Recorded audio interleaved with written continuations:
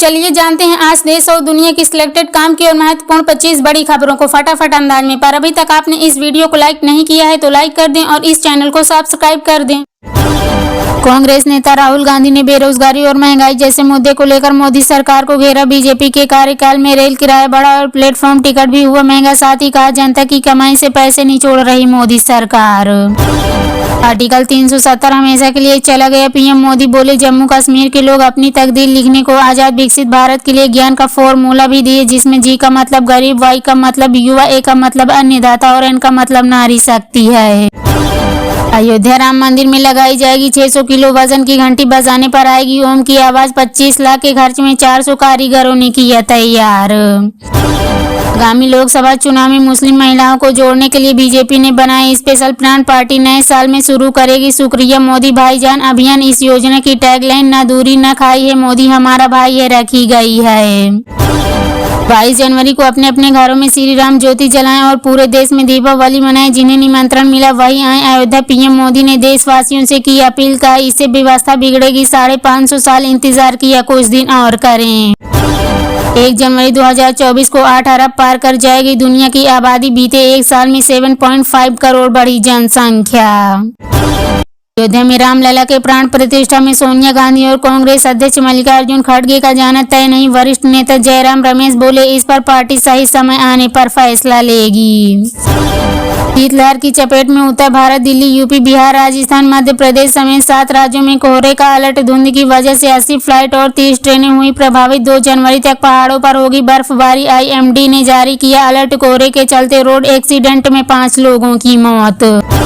सोनिया गांधी अगर राम मंदिर जाएं तो कांग्रेस के 2% पाप हो जाएंगे कम। असम सीएम हिमंत बिस्वा शर्मा ने विपक्ष को दी नसीहत। कहा विपक्ष के नेता इनविटेशन मिलने के बाद भी सोच विचार कर रहे हैं, उन्हें राजनीति को परे रखकर अयोध्या जाना चाहिए। राजस्थान की भजन लाल सरकार के मंत्रिमंडल का हुआ विस्तार। 22 विधायकों ने ली मंत्री पद की शपथ, जिसमें 12 कैबिनेट और 10 राज्य मंत्री बनाए गए। इसके अलावा राजस्थान में पहली बार चलते चुनाव में प्रत्याशी सुरेंद्र पाल सिंह टीटी को मंत्री बनाया गया।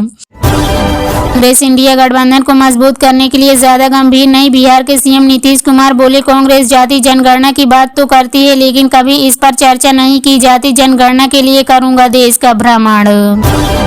पीएम मोदी ने तोड़ा प्रोटोकॉल। अयोध्या में दलित धनी राम मांझी के घर पर पी चाय। इस दौरान उन्होंने बच्चों के द्वारा बनाए गए राम मंदिर के स्केच पर वंदे मातरम लिखा, ऑटोग्राफ दिया और सेल्फी भी खिंचवाई। वहीं प्रधानमंत्री ने उन्हें प्राण प्रतिष्ठा कार्यक्रम के लिए भी किया आमंत्रित।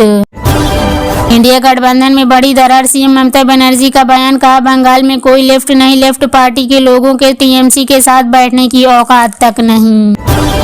22 जनवरी के बाद लोकसभा चुनाव में भगवान राम को अपना उम्मीदवार बना देगी भाजपा। शिवसेना नेता संजय राउत बोले मंदिर उद्घाटन में पॉलिटिक्स, खूब रैलियां और प्रचार हो रहा है, इसमें पवित्रता नहीं। 10 दिन की साधना के बाद विपश्यना ध्यान केंद्र से लौटे दिल्ली सीएम अरविंद केजरीवाल। कहा इस साधना से असीम शांति मिलती है, नई ऊर्जा के साथ फिर से जनता की सेवा में लगेंगे। रामलला ही नहीं 4 करोड़ गरीबों को भी मिला पक्का घर। अयोध्या में बोले पीएम मोदी आज देश में महाकाल महालोक का निर्माण ही नहीं हुआ है बल्कि हर घर जल पहुंचाने के लिए पानी की 2 लाख से ज्यादा टंकियां बनवाई गईं। कोरोना ने पकड़ी रफ्तार। देश में पिछले 24 घंटों में मिले 747 नए कोविड केस। इस दौरान संक्रमण से 7 लोगों की हुई मौत। कांग्रेस नेता राहुल गांधी की भारत न्याय यात्रा पर केंद्रीय मंत्री अनुराग ठाकुर ने कसा तंज। कहा जो आपस में ही न्याय नहीं कर पा रहे हैं यात्रा क्या करेंगे। तेजस्वी को बिहार का मुख्यमंत्री बनाने की थी तैयारी, इसलिए हटे ललन सिंह। बीजेपी नेता सुशील मोदी बोले ललन ने जेडीयू पार्टी से 12 से 13 विधायकों को तोड़ लिया था, नीतीश को लग गई भनक।